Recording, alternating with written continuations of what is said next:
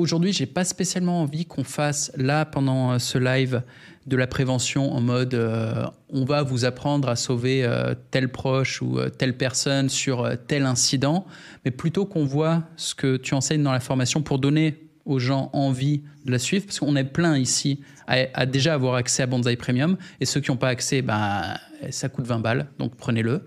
Je vais retourner dessus, je vais faire un partage d'écran pour que tu nous dises un petit peu ce que tu vois. Je vais te poser les questions, en fait, s'il y a un truc qui ne me paraît pas évident. Ok. Alors, présentation, bon, bah, tu présentes la formation, j'imagine. C'est ce qu'on va faire là ensemble. Secourisme et réglementation. Ah, comprendre la loi, il faut comprendre, parce qu'il y a moyen de faire des conneries.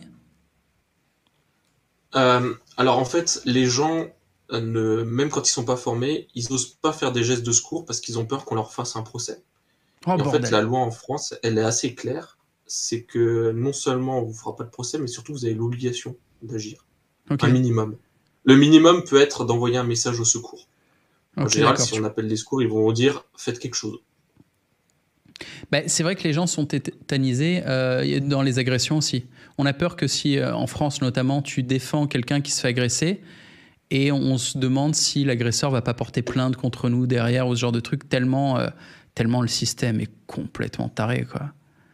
Ouais, là-dessus, c'est compliqué. Avec les trucs Mais genre MeToo, tu vois une meuf qui s'étouffe dans le métro, tu lui fais du bouche à bouche ou t'as peur qu'elle t'attaque en justice en mode il m'a violé et du coup tu la laisses crever? Tu vois, moi je me poserais un peu ce genre de questions. Pause, je te donne un contexte, tu viens de découvrir Jérôme, notre expert en sécurité. Mais il se trouve qu'il est pompier, c'est lui qui nous enseigne sur Bonsaï Premium les gestes de premier secours. Comment sauver nos proches en cas de pépin, c'est quand même indispensable. Sur Bonsaï Premium, tu as toutes les formations pour apprendre à faire du business en ligne, mais pas que. Tu as d'autres formations auxquelles on ne pense pas forcément et qui en fait sont indispensables. Et chaque formation est créée par un expert différent, spécialisé dans son domaine. Attention, les prix vont augmenter à partir du 27 octobre, ça passe à 49 € par mois. Tu peux encore obtenir Bonsaï Premium pour 20 € et le prix ne changera pas si tu t'abonnes maintenant. Le lien est en description, je relance la vidéo. Si j'étais en France. non, moi j'y vais. Si elle s'étouffe, j'y vais franco. Ok. Et de toute façon, il y a des témoins. Et Ok. après, j'ai une très bonne avocate, quoi. D'accord. Non mais bon, après chacun ses astuces, la mienne c'est de pas retourner en France. Préparation aux grandes catastrophes, l'alerte aux populations, c'est quoi ça? C'est les systèmes. Alors, c'est là d'ailleurs où tu vois que plus bas il y a canal d'alerte. En fait, c'est Ah, le. mais je crois savoir, c'est quand tu as une sorte de grosse alarme qui dit on va se prendre une Voilà. bombe nucléaire sur la gueule, les Russes ont arrêté d'avoir le sens de l'humour et ils vous enculent. Ouais, voilà. C'est pour différentes choses, hein, les alertes aux populations. L'expérience a montré que quand il y a un vrai pépin, notamment l'expérience de Lubrizol, donc c'était un incident dans un gros incendie d'usine chimique, il y a le politique qui rentre là-dedans et le système marche pas. C'est-à-dire que il y a un maire qui a déclenché la sirène pour dire aux gens de rester confinés chez eux, mais la préfète n'était pas d'accord. Je sais pas si c'était la préfète ou une autre maire qui n'était pas d'accord et qui a envoyé un message sur Twitter que les gens que ok la sirène sonne, mais que les gens pouvaient quand même sortir. Résultat, les gens comprenaient plus du tout ce qui se passait, ce qu'ils avaient le droit de faire ou pas, enfin ce qu'ils devaient faire ou pas pour se protéger. Et c'était un fiasco total. Et en fait, pendant que c'était en train de tourner au fiasco entre ceux qui sonnaient l'alarme, ceux qui disaient sur Twitter qu'il fallait rien faire, etc. En fait, à ce moment-là, il y a Jacques Chirac qui est mort. C'était le jour de la mort de Jacques Chirac, c'est complètement con. Et du coup, toutes les chaînes d'infos faisaient que de parler de Jacques Chirac et les gens de Lubrizol se sont retrouvés comme des cons à pas savoir quoi faire. Et du coup, j'ai mis un canal d'alerte Telegram qu'on voit plus bas pour que les gens de la formation, en gros, si moi je vois qu'il y a un pépin en France, je vais tout de suite donner des consignes sur ce canal. Je voulais automatiser ça avec un robot, sauf que j'ai passé 8 heures hier dessus, j'ai pas réussi à paramétrer le truc correctement. Donc pour l'instant, je le fais à la mano. Donc là, il est tout nouveau le Telegram. Ouais, il est tout nouveau. Là, je l'ai partagé ce matin. Je vais dessus, join channel. Yes. Bon, bah, je suis sur ton canal. Cool. Au moins, s'il y a une merde, je suis pas en France, donc je m'en fous. Mais je peux taper un live en direct. Alors, les gars, c'est la merde. Moi, ça va. Ouais, voilà. Et juste, si moi, je suis pas enfin, si c'était la grosse merde et que moi, je suis en intervention, je pourrais pas communiquer dessus, quoi. Parce que je serais occupé.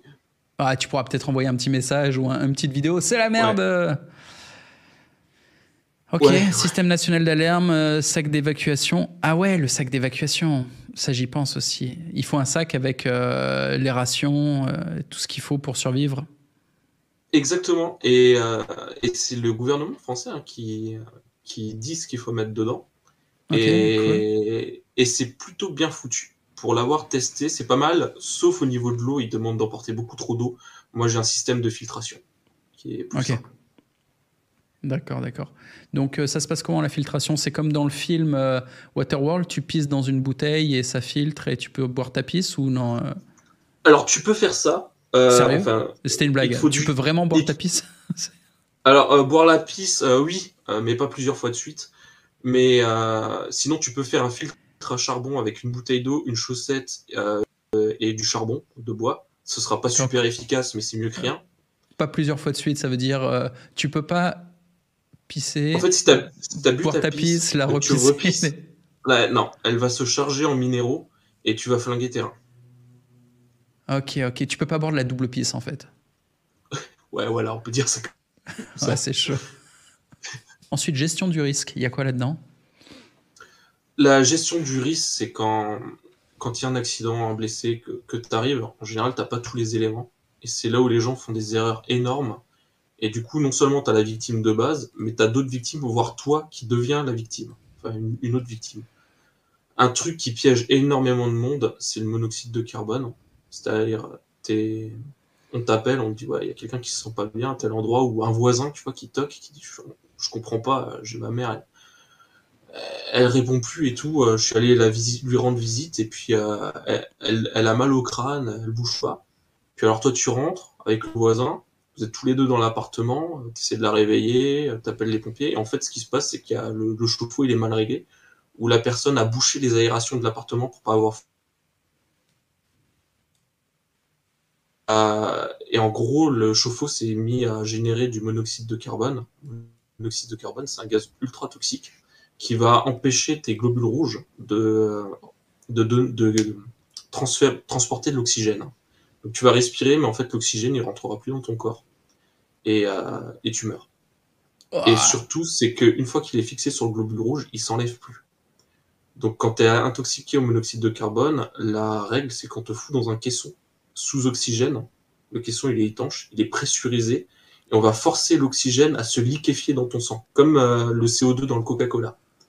Et en fait, ton sang va transporter l'oxygène comme ça, et tu peux rester super longtemps dans le caisson, le temps de renouveler tes globules rouges, le temps que ton organisme change des globules rouges. Le dégagement d'urgence. Ah bah c'est justement, on disait casse-toi, c'est le thème. Le dégagement Voilà. d'urgence, c'est quoi? Dégagement d'urgence, c'est quand tu es dans un endroit avec la victime et que tu peux rien faire pour protéger. Typiquement, tu as un début d'incendie dans une maison, tu as la victime, elle est dans une bagnole qui a cartonné, qui commence à cramer, ce genre de conneries. Il faut que tu prennes la victime et tu pars avec, quoi. Et il y a une façon de faire. Par exemple, tu peux pas prendre la victime par les pieds et descendre 5 étages en la tirant par les pieds. Parce que sa boîte crânienne, elle ressemblera plus à rien, quoi. Donc, il y a deux, trois techniques à savoir pour dégager une victime rapidement sans se faire chier. Ouais, Tu un peux pas la corps. porter comme un pompier, genre tu l'as dans les bras, comme dans les films. Tu fais pas ça parce qu'en fait tu vas te péter la gueule et puis c'est super lourd un corps Faire et transmettre un bilan correct. Ah putain, ouais. ultra Comprendre la important. situation. Ouais, ouais. Et sinon, le mec que t'appelles, t'imagines, t'appelles les pompiers. Le gars, toute la journée, il a donc le centre de traitement d'alerte. Toute la journée, ils ont des appels complètement délirants de gens qui s'ennuient, enfin les appels de poche, etc. Toi, t'appelles parce qu'il y a un vrai truc. Tu vois, il y a eu un accident de voiture. Tu prends ton téléphone, tu dis putain, faut que j'appelle les secours. Ouais, il y a un accident de voiture. Le mec il dit bon, il y a quoi comme victime? Bah je sais pas. Ils ont quoi les victimes? Bah je sais pas, j'ai pas encore vu. Un mec il dit bah je vais raccrocher quoi. Rappelle quand tu sais quoi, parce qu'il y a d'autres gens. Et en fait il y a un protocole à suivre quoi. Il faut d'abord que tu mettes tout en sécurité, ensuite tu fasses ton bilan sur les victimes, tu vois ce qu'ils ont.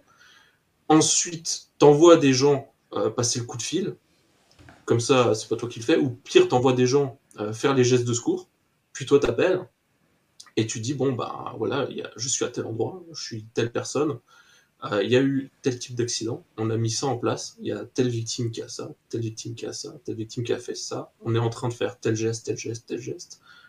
Qu'est-ce que vous préconisez? Eux, ils vont ensuite dimensionner les équipes qu'ils vont envoyer en fonction de l'urgence et de l'état de la situation. Et ils peuvent donner des conseils au fur et à mesure.